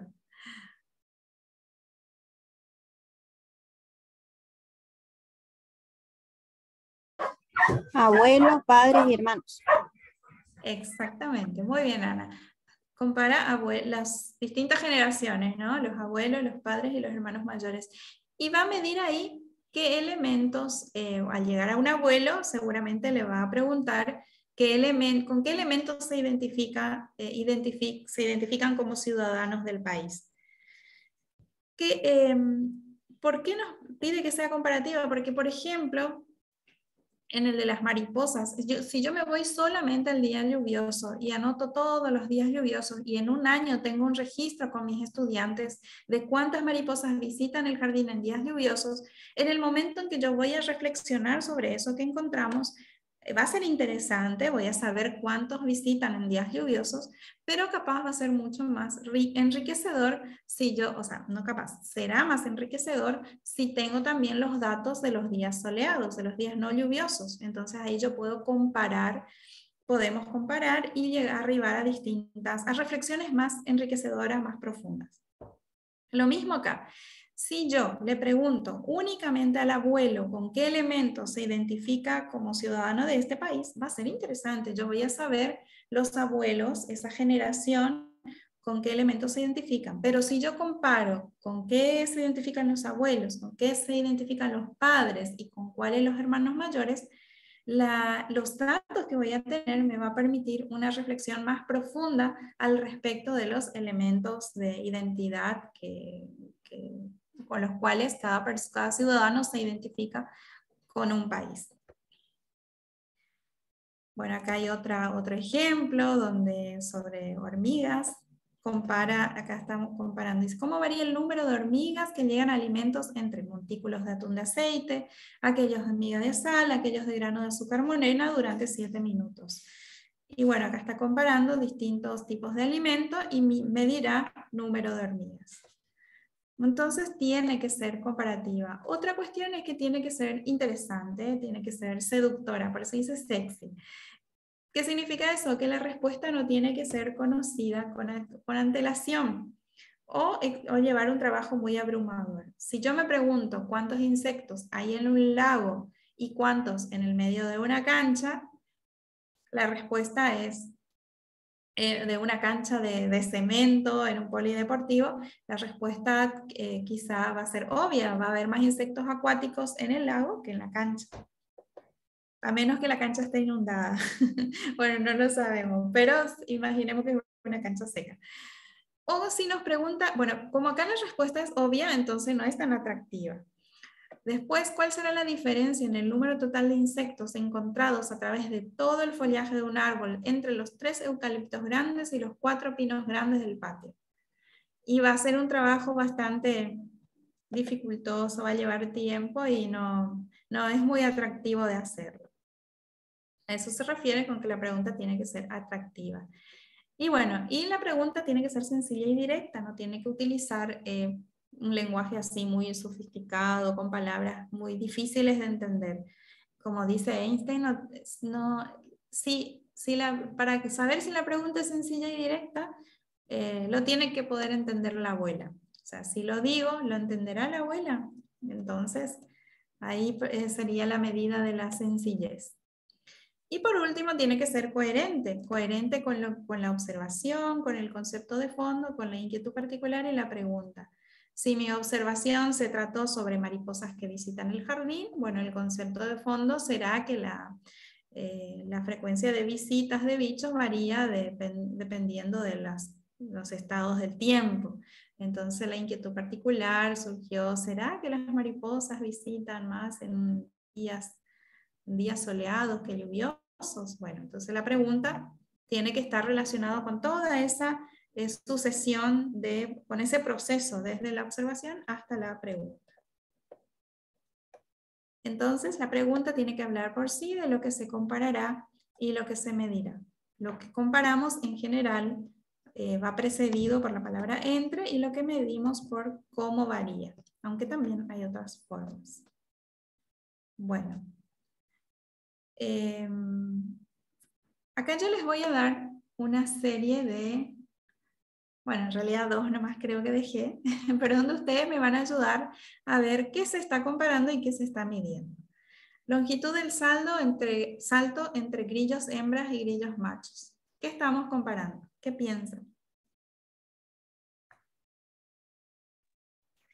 Los grillos hembra y grillos machos. Genial, Yamila, muy bien. ¿Y qué estamos midiendo? La longitud de salto. La longitud de salto, súper. Luego tenemos circunferencia de troncos de eucalipto y troncos de pino. ¿Qué estamos comparando? Eucaliptos y pino, tronco. Genial, troncos de eucalipto y de pino. ¿Y qué estamos midiendo? La circunferencia de lo mismo. Circunferencia, muy bien. Y acá les dejo algunos ejemplos. Estos son indagaciones de ella es una docente, se llama Alejandra Schwartz, ella es docente de colegios de Buenos Aires, es coordinadora del área de ciencias naturales en 2 colegios del centro de Buenos Aires, donde ella convirtió es un colegio religioso y convirtió el jardín de los monjes, los convirtió en huertas. Dijo que con un poquito de resistencia porque es de un colegio jesuita, algo así. Bueno, pero ella aplica el ciclo de indagación, coordina el área de ciencias y hacen indagación desde nivel inicial hasta el último año del secundario. Si bien los de nivel inicial y hasta el 4º grado aproximadamente, ellos no es que trabajan los pasos del ciclo de indagación, no saben, esto es la pregunta, esto es el concepto de fondo, sino que van trabajando con preguntas sencillas y luego a medida que avanzan en los años escolares van complejizando la pregunta, porque también esa es la plasticidad que tiene el ciclo de indagación, que uno puede adecuar al año, al grado, al contenido, a la asignatura. Es una herramienta muy potente y maravillosa. ¿Y por qué genera ese espacio de reflexión? Bueno, primero que estas son lo que se llama indagaciones guiadas. En el ciclo de indagación son como estadios. Uno puede comenzar trabajando con indagaciones guiadas, donde uno ya le da a sus estudiantes la observación, el concepto de fondo, la inquietud particular, la pregunta y el método para responder. Entonces ellos lo que hacen es tomar los datos, por ejemplo, contar cuántas mariposas ven en días lluviosos, cuántas en días soleados, y después reflexionar sobre lo que encontraron. Ellos miran sus resultados y piensan, ¿qué encontramos? ¿Será que lo que pensábamos, será que el tiempo influye en la aparición de las mariposas? ¿O es otra cosa que nosotros no habíamos pensado? ¿Será que nuestro método está mal diseñado y por eso tuvimos estos resultados? ¿O otra cosa que vieron? Bueno, y así te genera ese espacio donde los estudiantes de verdad van construyendo su propio aprendizaje, pero también uno va aprendiendo muchísimo con ellos porque se incorporan también otras cuestiones de valor. Uno puede empezar a hablar, por ejemplo, del cuidado del cambio climático, de por qué hay días más lluviosos ahora que antes, y bueno, y las posibilidades son inmensas de reflexión. Y en general, a los docentes, yo trabajo con este método y el momento de la reflexión es muy lindo porque es muy enriquecedor, pero también es un momento que los docentes no controlamos porque surgen preguntas que uno no controla tanto en ese momento las preguntas de los estudiantes, porque a veces se dispara. Y entonces nos entrena un poquito en esto de ser humildes, porque hay veces en que no sabemos las respuestas y bueno, tenemos que decir no lo sabemos, pero vamos a indagar cuál será esa respuesta. Entonces el momento de la reflexión es sumamente enriquecedor y esta es una guiada. En la semi-guiada el docente le puede dar hasta la pregunta y los mismos estudiantes diseñan cómo van a contestar, cuál va a ser el método para contestar y llevan a cabo el resto. Y en la libre ellos mismos diseñan la observación, el concepto de fondo, todo el ciclo de indagación. Entonces, es por eso que estimula esto de la reflexión crítica y se trabaja muchísimo con valores como la ética, la humildad, la responsabilidad, etc. El trabajo colaborativo, porque en general se trabajan en equipo. Y bueno, y acá tenemos dos ejemplos. ¿Cuáles son las diferencias en el aspecto, color del tallo y flexibilidad entre el árbol de la vereda, un arbusto y una hierba del cantero de la entrada? ¿Qué les parece que en esta pregunta qué se está comparando en esta pregunta?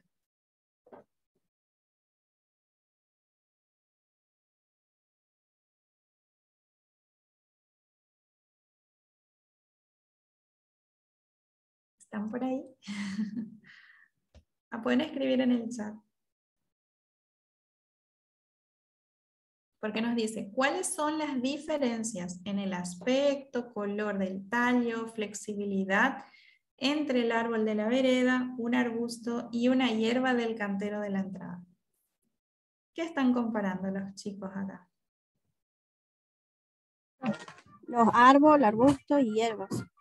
Genial. ¿Y qué me dirán en el árbol, en el arbusto y en la hierba? Van a medir el color. Ajá. Color de los tallos y qué flexibles son.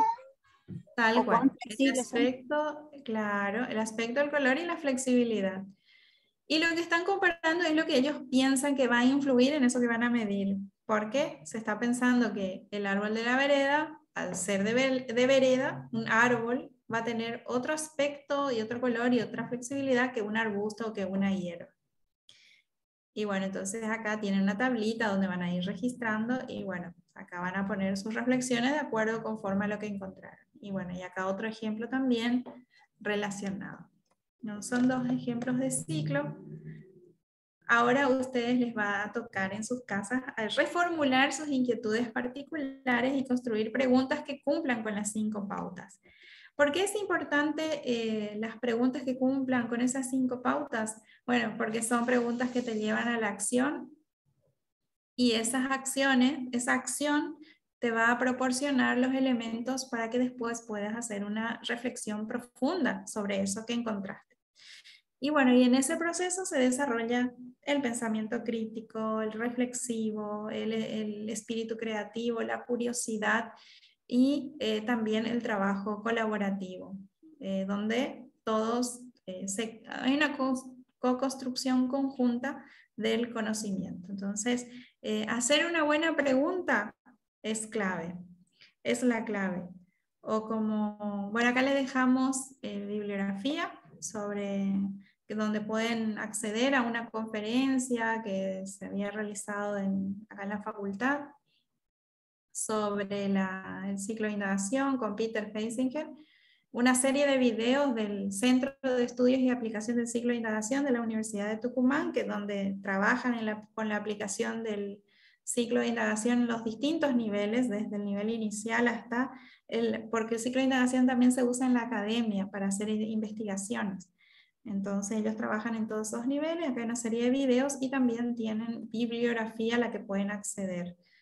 Una biblioteca muy completa, así que ahí les dejamos ese recurso y coincidimos con Gerardo en que es necesario desarrollar una pedagogía de la pregunta, porque lo que siempre estamos escuchando es una pedagogía de la respuesta, profesores que contestan a preguntas que los alumnos nos han hecho.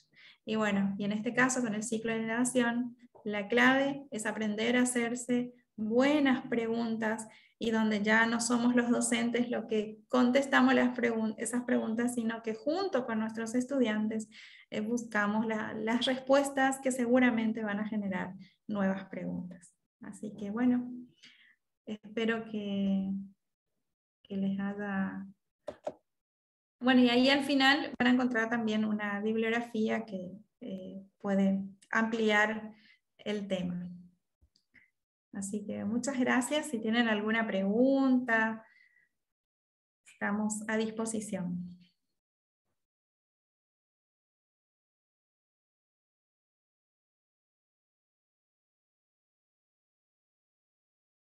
Muchas gracias, Rosana, por esta muy breve, comprimida y Súper. súper comprimida abordaje de este método. Creo que para la mayoría que está haciendo este trayecto va a ser muy significativo para, justamente nosotros en las primeras instancias habíamos planteado la cuestión de empezar a revisar la cuestión de las prácticas y las percepciones acerca de la huerta como espacio de producción de conocimientos y desde allí, digamos, empezar a reinventarnos en relación a nuestra tarea docente y en los procesos de enseñanza y de aprendizaje. Justamente nosotros en la primera intervención que habíamos hecho, que estábamos en la sede, hablábamos, por ejemplo, de los marcos de referencia de los ODS en específicamente el tema educativo de generar espacios genuinos de aprendizaje para los estudiantes y que estos les sean significativos según las características del entorno, digamos, en el cual están inmersos.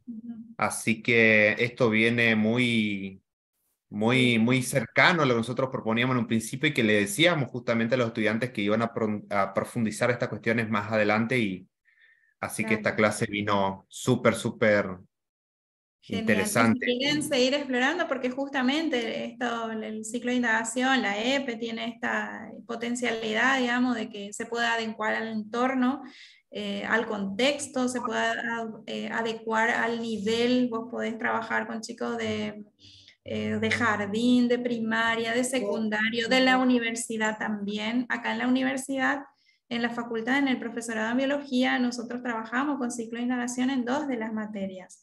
Y a los chicos hacen, también hay una optativa de EPE, y hay un postítulo que este año no lo dictamos, pero capaz en los próximos años sí. Pero es una herramienta que se puede utilizar en distintos niveles, súper flexible. Es un método riguroso, pero sencillo, que cualquiera lo puede utilizar. El ciclo de indagación incluso se usa en lo que se llama indagaciones comunitarias. Lo usan comunidades campesinas, lo usan comunidades indígenas, porque tienen como los pasos, siguen esa lógica que normalmente usamos, observamos, nos hacemos preguntas y buscamos cómo responder a esas preguntas, que en general uno lo hacen los productores todo el tiempo. Y bueno, entonces si quieren seguir explorando, está esa bibliografía que les pasé, y bueno, y cualquier consulta, duda, a disposición siempre. Bien, por un lado esta cuestión, gracias Rosana, y por otro lado también algunos planteamientos que justamente realizó Gerardo en relación a la educación popular. Por ahí, volver a insistir en la cuestión de retomar estas cuestiones que van a profundizar más adelante. Nosotros tenemos 2 instancias más donde se van a volver a revincular esta cuestión de pensar el sentido comunitario o sociocomunitario de la huerta en relación a los planteos que hace la educación popular, esa relación dialógica entre la enseñanza y el aprendizaje, entre lo que nosotros proponemos desde nuestras huertas y en lo que nosotros podemos lograr en relación a, digamos, extrapolar de alguna manera los límites imaginarios de la escuela y llegar más allá con nuestras enseñanzas. Así que agradecer también a Gerardo por su tiempo, su predisposición, y también por, digamos, acotar porque educación popular realmente, como lo ha dicho antes, amerita mucho para conversar, para seguir discutiendo, para poner en debate muchas cuestiones. Así que agradecido totalmente a ambos por esta brevísima y acotada, pero significativa clase.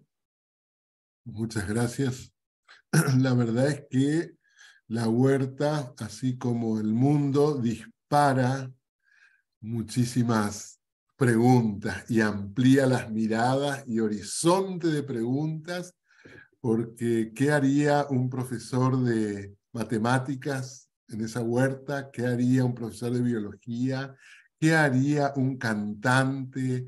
¿Qué haría un pintor? ¿Qué haría el de biología? El de lengua, literatura. Y creo que es re importante en todo el tema de poder este postítulo realmente sistematizar y poder transformar nosotros decimos, así como la agroecología era un espacio en las escuelas como un rinconcito, la huerta, pasar a ser un proyecto institucional, donde realmente se puede investigar la transdisciplina, se puede, por eso queríamos, no sé si hay tiempo todavía, pero esa música, ¿sí? Que queremos pasar por último, porque el tema es lo que dice José Lo Schwab, silvestrar, ¿sí? Nosotros cuando aprendimos que esa huerta, primero nos poníamos una educadora popular muy famosa acá, que es Isabel Aquino, también íbamos al monte primero antes de entrar a la huerta. Entonces percibíamos todo el monte, ¿sí? Que había ahí, y después ir a la huerta. Y realmente eso también fue un cambio de paradigma. Yo trabajo mucho con ejemplos, es lo que más resulta, y veíamos que la huerta es otro modelo, la que nos enseñaron. No era imitar al monte, sino justamente ese modelo que no quería capoeira y había sido que la capoeira significa otra cosa de la que nos enseñaron a nosotros, ¿sí? La capoeira quiere decir volver a ser monte, lo que sacaron. Entonces, bueno, ahí está una canción que les regalamos también nosotros como agradecimiento, que nos parece muy importante, ¿no?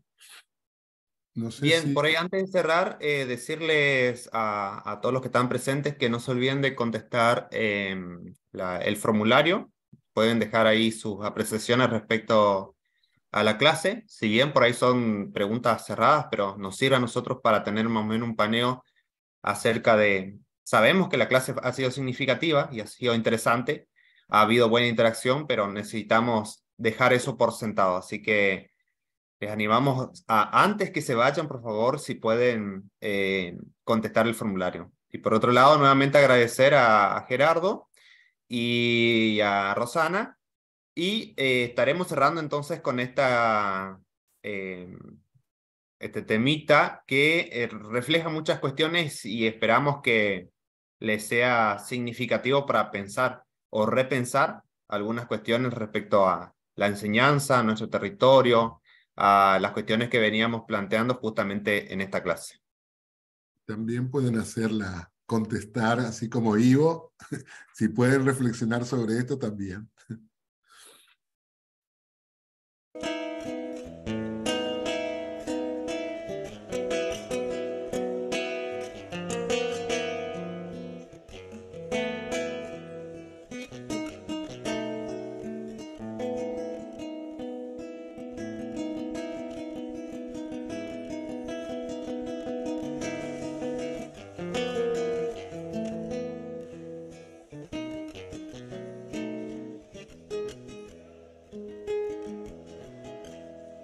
Qué manera de errar el camino que el hombre ha tenido.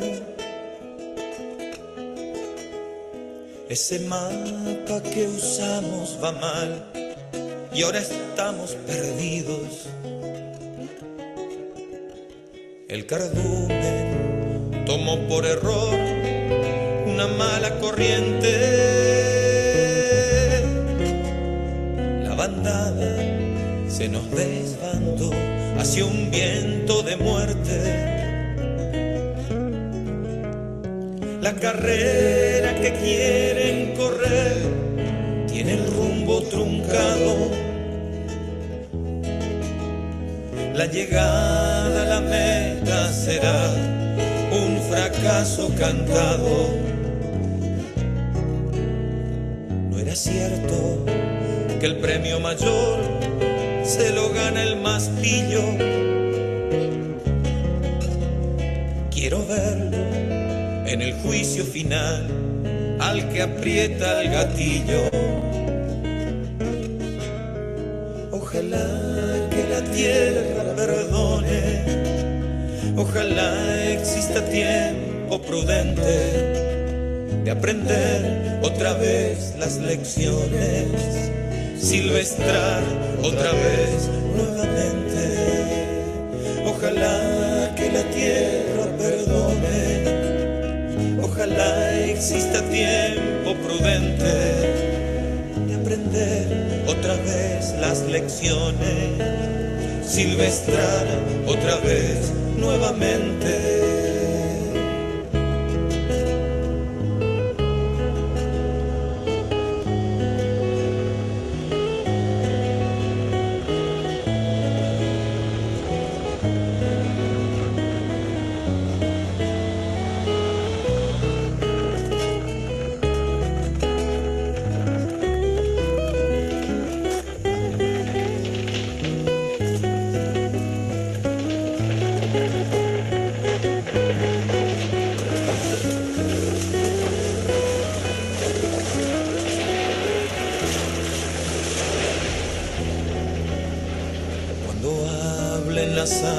Del mar, quiero ser su testigo.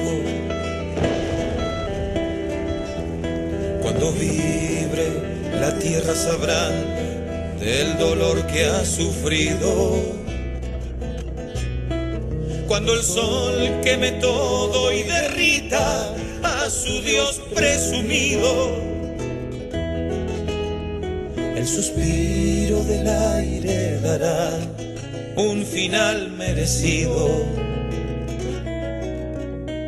Ojalá que la tierra perdone, ojalá exista tiempo prudente de aprender otra vez las lecciones, silvestrar otra vez nuevamente. Ojalá que la tierra perdone, ojalá exista tiempo prudente de aprender otra vez las lecciones, silvestrar otra vez nuevamente, nuevamente, nuevamente, nuevamente, nuevamente, nuevamente, nuevas mentes, nuevamente, nuevas mentes, nuevamente, nuevas mentes, nuevamente, nuevas mentes, nuevamente.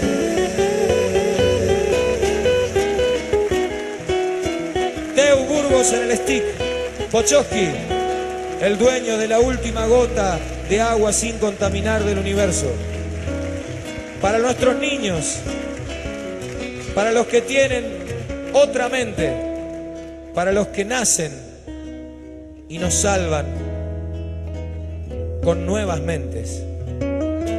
El mundo tiene futuro, estamos salvados.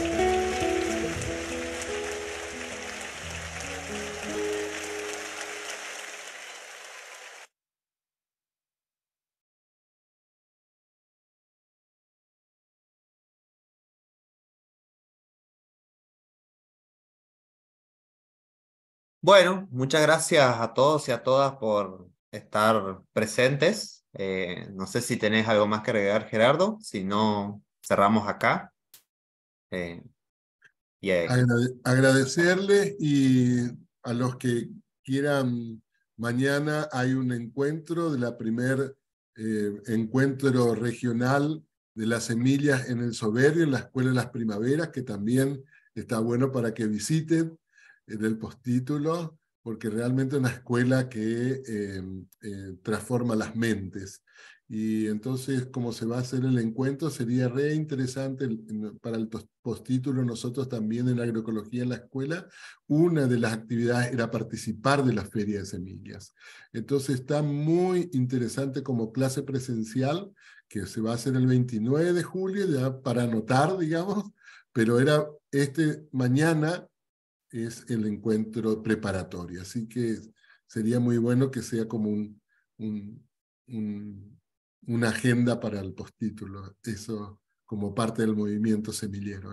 Gracias, muchas gracias.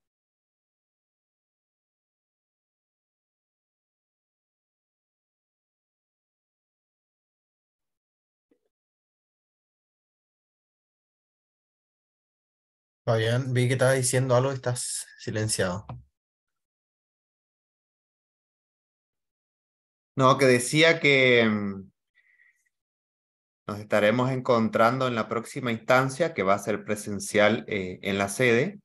Y bueno, eso nomás. Nos estamos viendo. Gracias a todos por estar presentes. Chau, chau. Chao, chao, hasta luego.